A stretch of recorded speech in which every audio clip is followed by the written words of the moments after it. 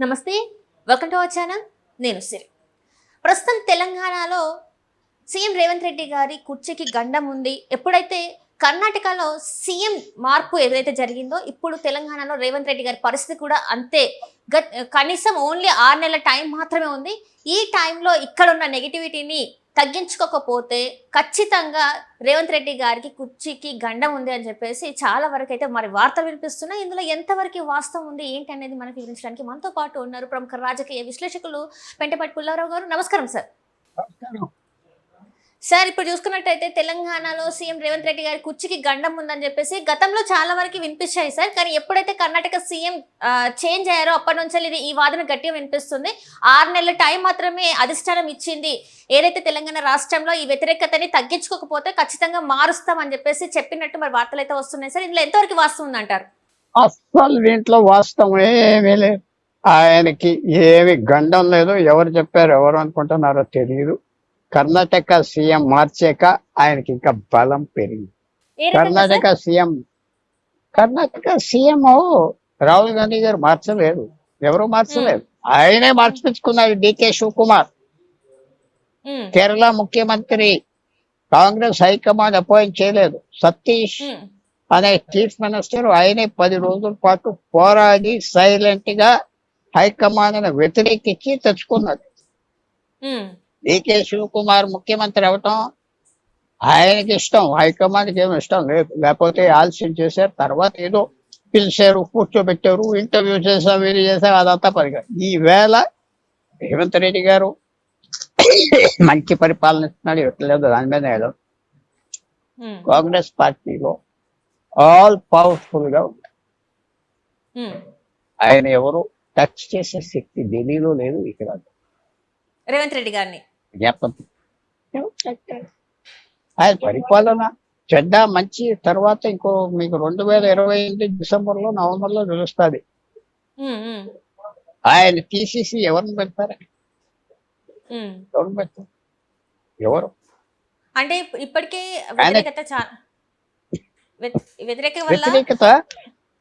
వ్యతిరేకత ఎలాగా మీరు అంచనా పెడతారు? ఎలాగా అంటే ఎలక్షన్ అంచనా కదా, ఎలా కడతారు? అంటే ఇక్కడ ఒరిజినల్ కాంగ్రెస్ వాళ్ళు లేకపోతే రేవంత్ రెడ్డి కాంగ్రెస్ గా రెండుగా విడిపోవడం వల్లనే ఆ వ్యతిరేకత వచ్చింది అని చెప్పేసి చాలా వరకు వినిపిస్తుంది సార్. దాని వల్లనే ఈ రోజు మరి సమస్యలు వచ్చాయని చెప్పేసి కూడా మాట్లాడుతున్నారు సార్. అది కొంచెం కరెక్ట్ కాదు. నాకు ఆయన పరిపాలన గురించి మాట్లాడట్లేదు, రాజకీయ పరిస్థితి నాకు తినంత వరకు, నాకు కనపడినంత వరకు కాంగ్రెస్ హైకమాండ్ అని పేరు, కానీ పూర్వంత బలం కాదు. తీసేపో అంటానికి కాదు. లేకపోతే సతీష్ అని ఎలా చేశారు కేరళ ముఖ్యమంత్రి? 10 రోజులు ఒప్పుకోలేదు కదా. అది మీరు గమనించారా, చూసారా, ఫాలో అప్ అవ్వరా? వేణుగోపాల్ పెద్ద నాయకుడిని వద్దనిపించుకున్నాడు. నేను నాకు ఇస్తే ఇవ్వని, లేకపోతే ఏ వక్కర్లేదన్నాడు, లొంగిపోయి ఇచ్చాడు. డికే శివకుమార్ స్టేజ్ మీద కూర్చుని ఓటు తీసుకుంటున్నప్పుడు ఆ సీన్స్ తెప్పించుకోండి. కాంగ్రెస్ హైకమాండ్ లో నవ్వు ఉన్నదా మొహంలో? ఏం లేదు. టచ్ చేయలేదు. 2022 ఏమవుతుందో నేను చెప్పలేను, సంవత్సరం తర్వాత చెప్పాను. ఇప్పుడు మాత్రం నో టచ్. మంచి పరిపాలన ఇస్తున్నాడు, చాలా గొప్పది, నేనేం అంటలేదు. పరిస్థితి అది పొలిటికల్. కాంగ్రెస్ పార్టీ తెలంగాణలో వచ్చి కీలకలేదు, మార్చలేదు. ఉన్న బండి అలా పోనే అంటున్నారు. అండ్ అట్లనే ఇక్కడ చూస్తుంటే తెలంగాణ కేబినెట్ విస్తరణ జరిగే అవకాశం ఉందంటారా సార్? ఎందుకంటే ఇక్కడ రాజగోపాల్ రెడ్డి గారు ఫస్ట్ నుంచి చెప్పేది ఏంటంటే, నాకు మంత్రి పదవి ఇస్తా అని చెప్పేసి ఇంతవరకు ఇవ్వలేదు అని చెప్పేసి తను కాంగ్రెస్ లో ఉంటూనే కాంగ్రెస్ కి వ్యతిరేకంగా మాట్లాడడం మనం చూస్తున్నాం. సో ఇప్పుడు మరి కాంగ్రెస్ లో మరి మంత్రివర్గ విస్తరణ జరిగే అవకాశం ఉందా? మార్పులు చేర్పులు జరిగే అవకాశం అది ఆయన పెద్ద లీడరు, ఆయన ఇండివిజువల్ లీడర్షిప్ ఆయనకి ఇవ్వచ్చు. ఆయన కాంగ్రెస్ హైకమాండ్ వాళ్ళని గట్టిగా చెప్తే నాకు ఇస్తా అన్నారు, ఇవ్వటం అనేది ఇస్తారు. అవన్నీ వేరు, అవి అడ్జస్ట్ చేస్తా పోతా, కాంప్రమైజ్ అవుతా ఉంటాయి. ఎవరు గట్టిగా ఉంటారో వాళ్ళకి లొంగిపోతారు. అది సీక్రెట్ చెప్పు. రాజగోపాల్ రెడ్డి గారు నాకు ఇస్తే ఇవ్వకపోతే నేను ఊరుకోనంటే ఇస్తారు. మరి ఎందుకు ఇవ్వట్లేదు నేను అంటారు సార్? చెప్పేది ఇప్పటికి కూడా ఏంటంటే ఎందుకు అవ్వట్లేదు అంటారు? మరి ఫస్ట్ నుంచి అది ఏంటంటే టైం పడుతుంది. మొన్నే కర్ణాటకలో పెద్ద ఒక షాక్ లాగా అయింది. ఉమ్, బయటికి కనపడేది ఒకలాగా.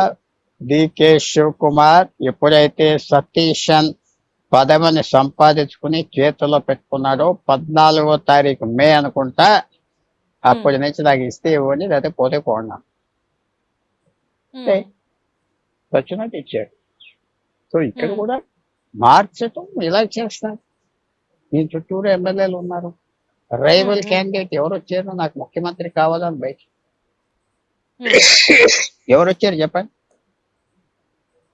అంటే ఇక్కడ ఎవరు వచ్చారంటే మాకు మోసం చేస్తున్నారు అని చెప్పేసి అంతర్గతంగానే వాళ్ళు మాట్లాడుతున్నారు. అవి ఏదైతే వ్యతిరేకత వస్తుందో అది లోపలనే జరుగుతుంది చాలా వరకు అని చెప్పేసి కూడా బాగా వినిపిస్తుంది కదా సార్. మరి దాంట్లో వాస్తవం లేదంటారా?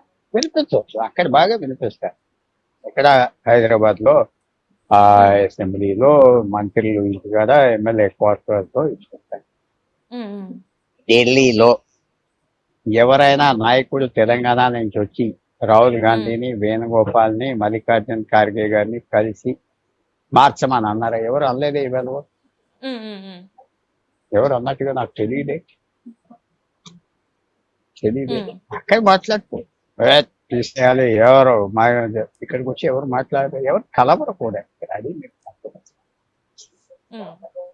రాహుల్ గాంధీ గారిని ముఖ్యమంత్రి తప్ప ఎవరిని కలవలేదు. ఏదో సరదాగా ఫోటో దిగండి అని ఫోటో దిగితే వెళ్ళిపో.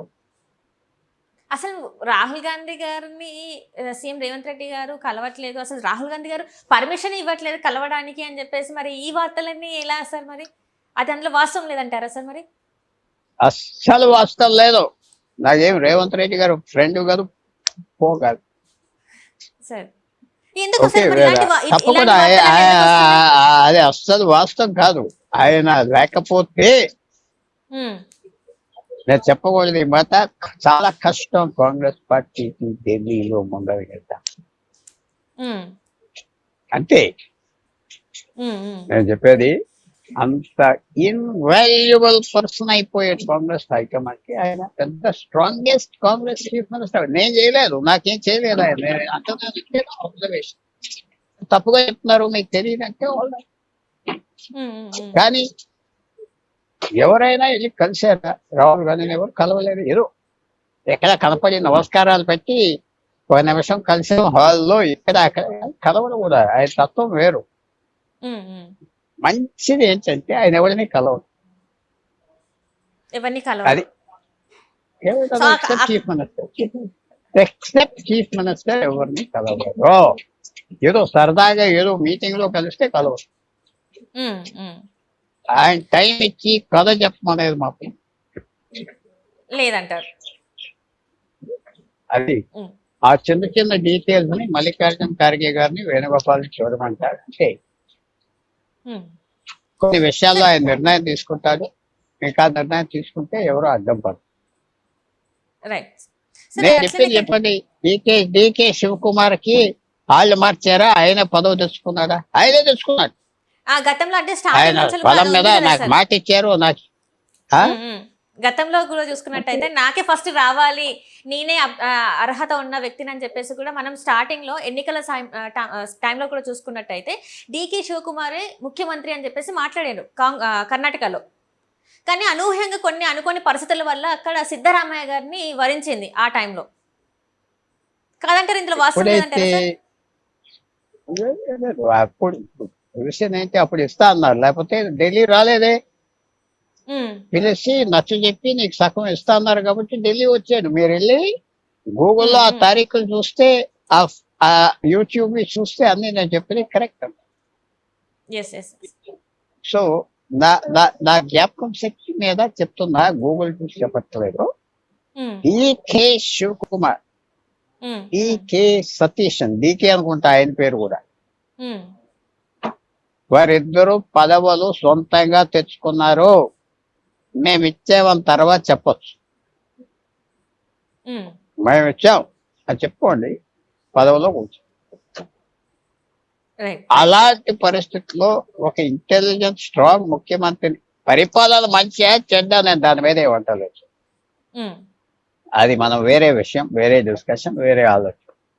ఉమ్, సో ఇప్పుడు ఈ పరిస్థితిలో ఎంతమంది ఎన్ని కేకలు వేసినా హైదరాబాద్ లో, ఢిల్లీ ఒక 30-40 మంది ఎమ్మెల్యేలు వస్తారా?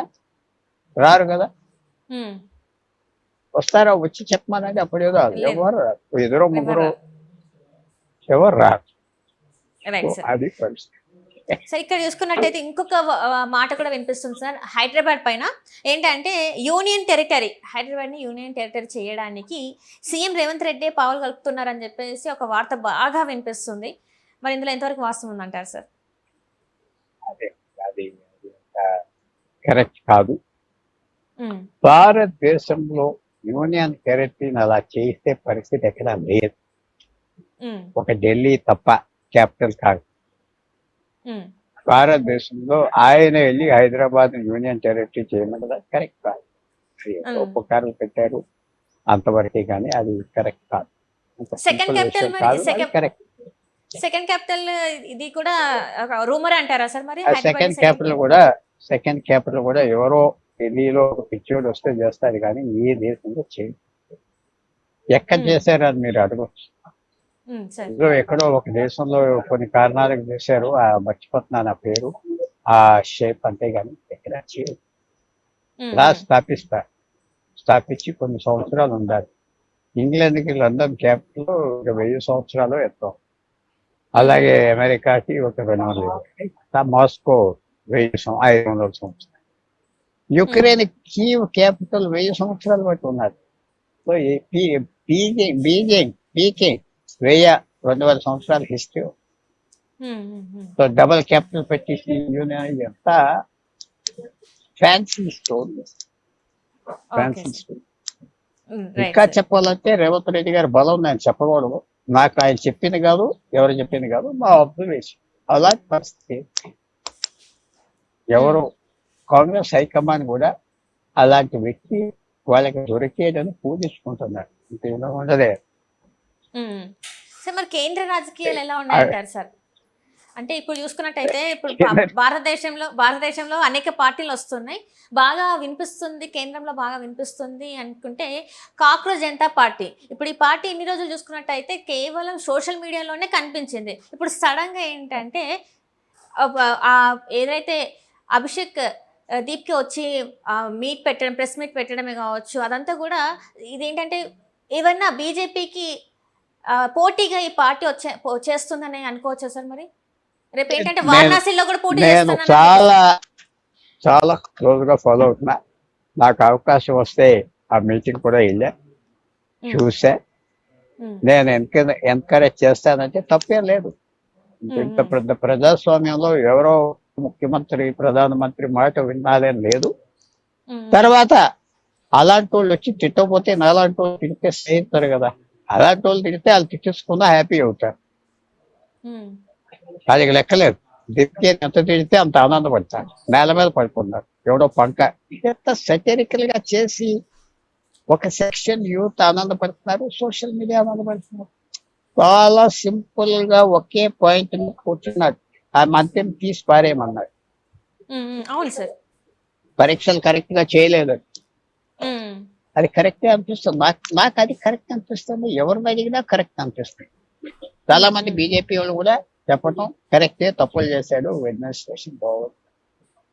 ఆ ఒక్క పాయింట్ మీద ప్రభుత్వాలు అధికారంలో ఉన్నవాళ్ళు ఆడంతా వీడంతా అనుకో తెలిసి అది పిలవకపోతే ఇండైరెక్ట్ గా ఏం చేస్తా, ఊరుకో చేస్తా, ఉపజెప్పి ఏదో చేసి పంపాలి. వాడు ఏమిటి, వాడు ఎవడో, వాడి వెనకాల ఎవరున్నారు, ఎవరు డబ్బిస్తున్నారు, ఇదంతా అనవసరం. ఆ కాల్స్ కరెక్ట్ అయితే సెటిల్ చేసేయి, ఇది వెళ్ళిపోతారు, అలా మర్చిపోతారు. అయ్యో వాళ్ళ మాట విన్నాం, మనం వీక్ అయిపోతాం అని పక్కన ఉన్న వాళ్ళు చెప్తారు, ముఖ్యమంత్రి చుట్టూరా, ప్రధానమంత్రి చూస్తారు. అది కరెక్ట్ కాదు. ఒకరిని తీసేయాలంటే తీసేయాలి, పంపించేయి, ఒక రోజు తర్వాత మర్చిపోతారు. లేకపోతే ఒక పుండులాగా క్యాన్సర్ లాగా అలా పాపం ఏడిపించేస్తారు. ప్రభుత్వాలకు అంత తెలివితేటలు ఉన్నాయంటే నాకు కనపడలేదు. తప్పులు చేస్తారు కాబట్టి ఓడిపోతారు. సో డిప్కే చేసిన పాయింట్లో నాకేం తప్పు కనపడదు. వాడు ఎలాంటోడు అలాంటోడు, ఎవరు ఎలాంటోళ్ళు ఎవరికి తెలుసు. ఎవరి నుంచి డబ్బులు తీసుకున్నాడో, చచ్చాడో పోయాడో. వాడు వచ్చి మా పరీక్షలు బాగోలేదు, అవును. 50 లక్షల మంది దెబ్బతిన్నారు, ఏమంటారు? పేపర్స్ లీక్ చేస్తున్నారు, ప్రతిసారి ఇంతే అవుతుంది. చేస్తా, తప్పే ఉన్నది. కరెక్టే కదా, కరెక్టే కదా, అలర్ట్ గా ఉండాలి కదా గవర్నమెంట్. సో అందువల్ల అది ఏదో ఇంకా పెరిగిపోతుందన్న ప్రభుత్వం చక్కగా అతను హ్యాండిల్ చేస్తే అయిపోతుంది విషయం. లేకపోతే అది చేసుకోవాలి. ఎప్పుడైనా ఏ దేశంలో అయినా చెప్పచ్చు. సో అంటే రాజకీయ శక్తిగా ఇప్పుడు ఏదైతే తమిళనాడులో టీవీకే పార్టీ ఎట్లా అయిందో, రేపు కాక్రోచ్ జనతా పార్టీ కూడా కేంద్రంలో అంతే రాజకీయ శక్తిగా మారబోతుంది. మొత్తానికి బీజేపీకి ఒక సవాల్, అంటే ఏ రకంగానైనా చూసుకున్నట్టయితే సవాలు విసిరేదే కావచ్చు, ఏదైనా కూడా ఈ జెన్జీ యూత్ని ఆకట్టుకునే దిశగా కాక్రోచ్ జనతా పార్టీ వెళ్తుంది అని అనుకోవచ్చా సార్? మరి మనం అది కష్టం, అంత ప్రిడిక్ట్ చేయలేము. విజయ్ గెలవటం తమిళనాడులో అన్ని కలిసి వచ్చింది. ఎన్టీఆర్ 83లో గెలిచినప్పుడు అన్ని కలిసి వచ్చింది. కేజ్రీవాల్ ఢిల్లీలో 2012లో గెలిచినప్పుడు అన్ని కలిసి వచ్చాయి. వాతావరణం, అన్ని నక్షత్రాలు కలిసి వచ్చాయి, అన్ని ప్లానెట్స్ కలిసి వచ్చాయి. వీళ్ళకంతా కనిపించలేదు. భారతదేశంలో 80 కోట్ల మందికి ఫ్రీ ఫుడ్ ఇస్తున్నారు. మీకు తెలుసా తెలియదా? నాకు ఇవ్వట్లేదు ఫ్రీ రేషన్. మీ ఆఫీస్ రావట్లేదు. మిగతా వాళ్ళు ఎక్కడ మనకి అందరికి ఇవ్వాలి, ఎందుకంటే యూనివర్సల్ గా ఇవ్వాలి ప్రభుత్వం. కొంతమందిని బయట ఉంచేస్తున్నారు కాబట్టి కోపం వస్తుంది ప్రభుత్వం. 20 కోట్లకి ఇస్తున్నారు, 60 కోట్ల మందికి లేదు, మిడిల్ క్లాస్ వాళ్ళకి లేదు. ఇవ్వాలంటున్నారు. అలాంటి తప్పు పనులు చేస్తుంది గవర్నమెంట్. కానీ 80 కోట్ల మంది తింటున్నారు. ఇక్కడ ఏమి స్టార్వేషన్ డెత్స్ లేవు. 80 సంవత్సరాల క్రితం స్టార్వేషన్ డెత్స్ ఉండే భారతదేశంలో, ఇప్పుడు లేవు కదా. పెన్షన్స్ ఇస్తున్నారు, డబ్బు ఇస్తున్నారు, ఫ్రీ ఫీజు ఇస్తున్నారు. ఏ దేశంలో చేస్తున్నారు ఇదంతా? అమెరికాలో కూడా చేయట్లేదు. మీకు తెలుసు ఎంత మెడికల్ కేర్ ఉన్నది. మీరు హైదరాబాద్ లో నిమ్స్ హాస్పిటల్కి వెళ్ళండి, వైజాగ్ లో కేజీహెచ్ హాస్పిటల్కి వెళ్ళండి, ఆంధ్రాలో ఎన్నో హాస్పిటల్స్ ఉన్నాయి, గవర్నమెంట్ హాస్పిటల్స్ ఎంత అప్గ్రేడ్ చేశారు, ఎలా పనిచేస్తున్నాయి. ఉస్మానియా హాస్పిటల్ అనుకో, గాంధీ హాస్పిటల్, ఇతర దేశాల్లో లేవు ఇలాంటి. ఢిల్లీలో ఒక ఏఎల్ హాస్పిటల్కి రోజుకి 30,000 పేషెంట్స్ వస్తారు. ఒక్కోరికి ట్రీట్మెంట్ ఎంత ఇస్తున్నారు? 10,000 రూపాయలు ట్రీట్మెంట్ ఇస్తున్నారు. ఫ్రీ ట్రీట్మెంట్, ఫ్రీ టెస్ట్, పెద్ద doctor, air condition waiting rooms, water supply, canteen, subsidise food. అలాంటి ప్రజలు రోడ్డు మీద ఎక్కుతారా? ఎందుకు ఎక్కుతారు? మీరు వెళ్ళి చూడండి ఆ సీన్. నేను అప్పుడప్పుడు విజిట్ చేస్తా. మనుషులు ఎలా ఉన్నారు చూస్తే నేనే ఆశ్చర్యపోతాను. అయితే వాళ్ళు కూర్చుంటారు 2-3 గంటలు హ్యాపీగా డాక్టర్ కోసం కూర్చుంటారు, చక్కగా ట్రీట్మెంట్ చేసుకుంటారు, తింటారు, వెళ్తారు. మనం ఆగలేం కాబట్టి ప్రైవేట్ హాస్పిటల్. సో ఇలాంటి దేశంలో మధ్యాహ్నం స్కూల్లో భోజనం పెడుతున్నారా? యూనిఫామ్ ఇస్తున్నారా? కొన్ని కమ్యూనిటీస్ హాస్టల్ ఇస్తున్నారా? మిడిల్ క్లాసెస్ నే చూసుకోవట్లేదు ప్రభుత్వం అని నేను చెప్పి. మిడిల్ క్లాసెస్ ని చూసుకోకపోతే వాళ్ళే ప్రమాదం. ఏ ఆందోళన వచ్చినా లేబర్ క్లాసు పేదవాళ్ళు తయారు. రష్యన్ ఆందోళన 100 సంవత్సరాల క్రితం, ఫ్రెంచ్ ఆందోళన 200 సంవత్సరాలు, పేదవాళ్ళు కాదు, మధ్యతరగతి వాళ్ళకి కోపం వస్తే తయారు.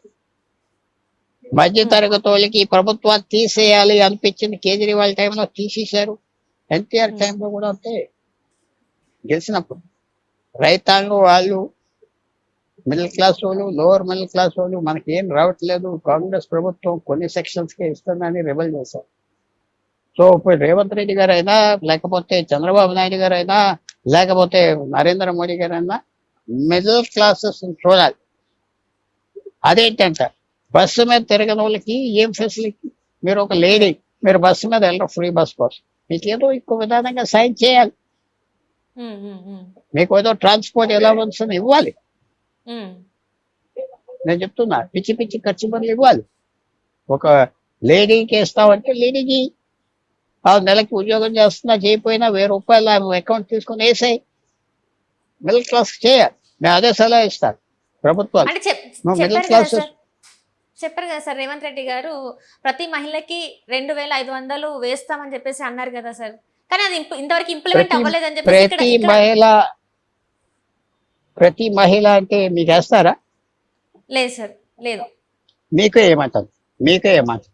బంజారాలో ఉన్న 100 కోట్ల ఇల్లు ఉన్న ఆమె కూడా ఏమంటారు? యూనివర్సల్ గా ఏమంటారు? ఉమ్, నేను చెప్తున్నా, అది ఆర్థిక వ్యవస్థ కరెక్ట్ చేయండి. ఉమ్, ఉమ్, ఆర్థిక వ్యవస్థ అది కరెక్ట్ చేయండి. ఉమ్, నీకు కావాలిస్తే ఇస్తాం. నీకు గ్యాస్ కనెక్షన్ సబ్సిడీ మీద కావాల్స్తే ఇస్తాం, ఇవ్వాలి. ఉమ్, అక్కర్లేకపోతే తీసుకోవద్దు. ఉమ్, ప్రతి ప్రొఫెషనల్ ఆడ మనిషికి ఇమ్మంటాను. ఎందుకు వాళ్ళెవరో 2,500 ఇచ్చి మీకెందుకు ఇవ్వకూడదు? ఉమ్, లేకపోతే నా అమ్మాయిలకి ఎందుకు ఇవ్వకూడదు? అది ఎక్కడో టీచింగ్ చేస్తా ఉంటే, ఇలా చేస్తా ఉంటే నా నీసెస్కి ఎందుకు ఇవ్వకూడదు? ఉమ్, వాళ్ళు కష్టపడి పని చేస్తున్నారు, 50-60 వేలు ₹1,00,000 సంపాదిస్తున్నారు, పన్నులు కడుతున్నారు, జిఎస్టీ కడుతున్నారు, వాళ్ళు సొమ్ములు తీసి ఇంకోళ్ళకి ఇస్తున్నారా? నేను చెప్తా తప్పు పాలసీ, అందుకనే ఓడిపోతారు ఎలక్షన్. ఉమ్, ఉమ్, ఉమ్. వీళ్ళ పాలసీ మేకింగ్ మీలాంటి మీరేం అనుకోవద్దు. మీరు మీరు మీరు పర్సనల్ గా అంటలేదు. మీలాంటి వాళ్ళకి ఇస్తే మీరు ఖర్చు పెడతారు అది వెంటనే. అక్కడ బ్యాంకులో వెళ్ళి దాచుకోడు, ఖర్చు పెట్టగానే ఆర్థిక యాక్టివిటీ పెరుగుతూ ఉంటుంది. యాక్టివిటీ పన్నులు కడతారు, దాన్ని మళ్ళీ గవర్నమెంట్కి డబ్బు వస్తుంది. ఆ 2,500 నాకు ఇస్తే అక్కడే ఖర్చు పెట్టేస్తాను. అది ఇంకో చేతికి వెళ్తాను, ఆ చేతికి అది చేయాలి. కానీ వీళ్ళు చేసే అన్ని అందుకనే ఓడిపోతాయి. ఆర్టీసీ బస్ ఇమ్మంటానా, ప్రతి లేడీకి ఇమ్మంటాను. సో ఇంకోసారి డిస్కస్ చేద్దాం. Thank you so much sir.